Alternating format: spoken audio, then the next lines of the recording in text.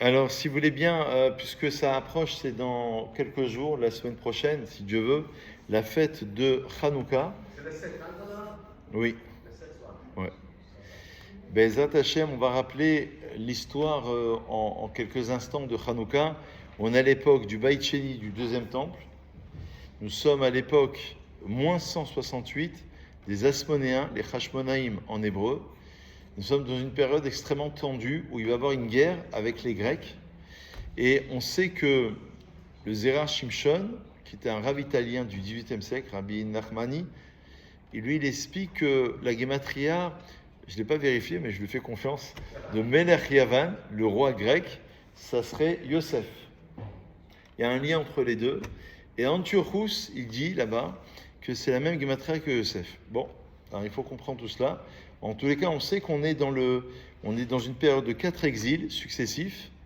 Quand Avraham Avinu, un des exemples du Midrash est bien connu, il a une vision, il a une torpeur, c'est marqué dans le texte, dans Bereshit, Veine ema chashecha gedela nofelet alav. Il y a 5 expressions, voici qu'une grande frayeur, une grande crainte est tombée littéralement nofelet alav sur lui. Les 5 expressions correspondent aux 4 exils plus 1, si on peut s'exprimer ainsi. C'est-à-dire qu'on a eu 4 exils, d'accord? On se rappelle l'exil babylonien, n'est-ce pas, mesdames? Ah, mesdames,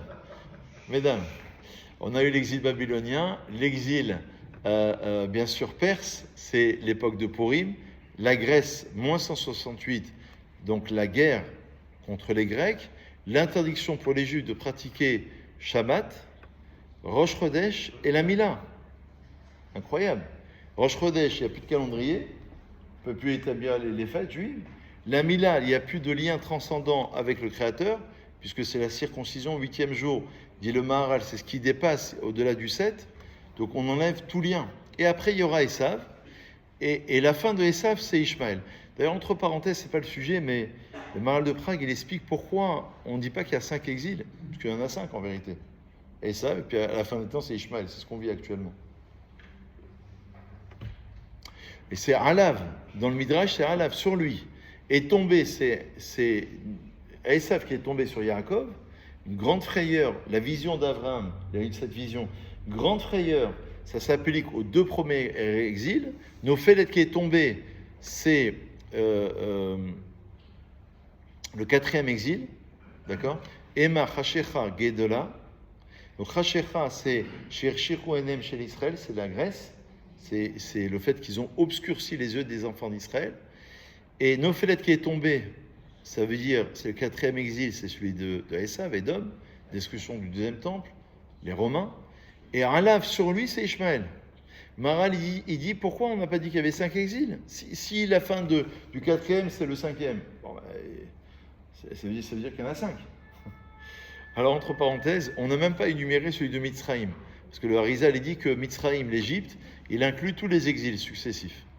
Mais Ishmaël, il dit le Maharal de Prague, il est différent. Pourquoi est-il différent? C'est que les 4 premiers exils, ils sont du Hanophot. Avotenu, Chatnu, Ve'enenu. Malheureusement, nos ancêtres ont fauté. Et nous-mêmes, ça fait partie, pourquoi nous on jeûne bientôt le dit Tevet, parce qu'on fait partie dans les Tikkonim, dans les Neshamot, les âmes, les Gilgolim, c'est aussi une partie de nous-mêmes. Mais c'est parce qu'on a fauté les 4 premiers exils.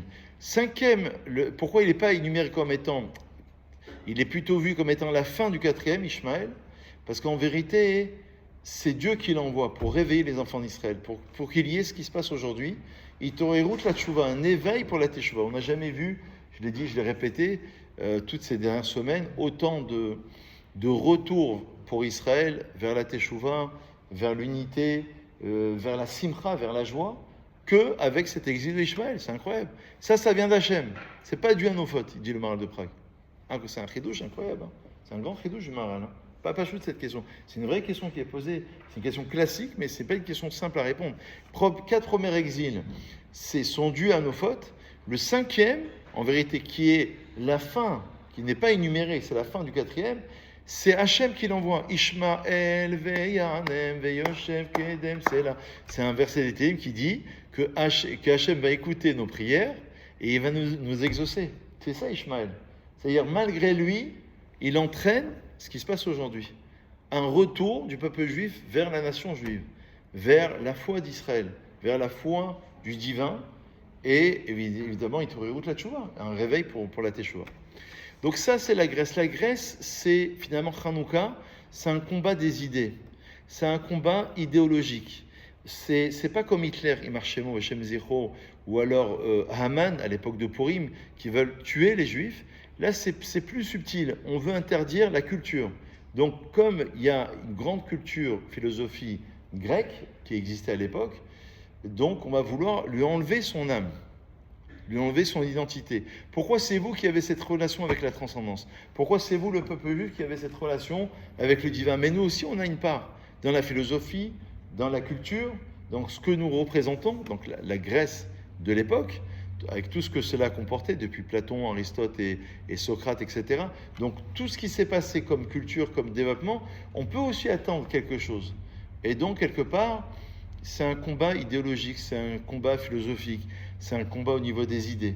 Et peut-être que la bougie de Hanouka, elle vient rappeler justement la lumière au sein même des ténèbres, de l'obscurité. Il y a l'obscurité qui est là, mais on va allumer la lumière en début de nuit. D'après la halakha, normalement à partir de jeudi soir prochain, du 7 décembre le soir, c'est à partir de la sortie des étoiles. Les Chabad, ils allument à partir du coucher du soleil. Nous, les Sfaradim, on allume à partir de la sortie des étoiles au moins une demi-heure, avec de l'huile d'olive. Parce que le miracle s'est passé autour de la menorah. Elle est restée, le candélabre, la petite fiole d'huile qu'on a retrouvée qui est restée allumée pendant 8 jours. Le chiffre 8, il représente ce qu'on a dit en début, dans notre introduction, il représente ce lien de transcendant avec Hachem. Et ça, on ne peut pas nous l'enlever. C'est le combat qu'il y a avec la Grèce. C'est un combat incroyable. D'ailleurs, dans le terme de Hanouka, il y a aussi la dimension, au niveau étymologique, de Hanouka, dit d'une nouvelle inauguration. On va inaugurer de nouveau. Et il y a aussi le terme de Chinour, la transmission. C'est-à-dire qu'on a voulu nous enlever finalement cette transmission à travers ce que la lumière, le symbole même de cette lumière représente. Et bien justement, on va raviver la flamme, on va rallumer cette flamme pour représenter de nouveau ce lien avec Hachem. Ça va durer, je ne sais pas si vous imaginez, j'ai l'impression que c'est juste une petite histoire, ça va durer quand même 180 ans, historiquement parlant. Premier exil, 70 ans, je pense que la Perse, sauf erreur, je crois que c'est 52 ans, il me semble. La Hanouka, 180 ans, et Édom, évidemment, c'est le plus terrible, on est à près de 2000 ans depuis la destruction du second temple. Mais 180 ans. Donc imaginez-vous les combats, imaginez-vous pas seulement les interdictions du Shabbat, Rosh Chodesh et Namila, ça veut dire qu'on voulait enlever au peuple juif sa pratique religieuse et quelque part sa liaison avec Hachem.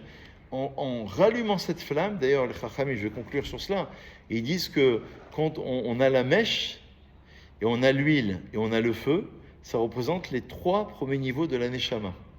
L'huile ne se mélange pas. C'est comparé au peuple juif qui ne peut pas se mélanger. Et il garde son identité. Il peut pas, il a une intégration, mais non pas une assimilation. Il doit garder sa culture, son identité.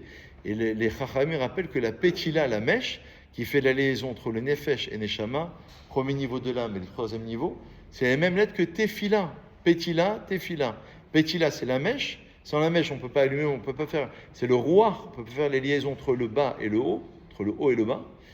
Et bien, qu'est-ce qui permet cette liaison? C'est la Tefila. Et donc, c'est tout ce combat.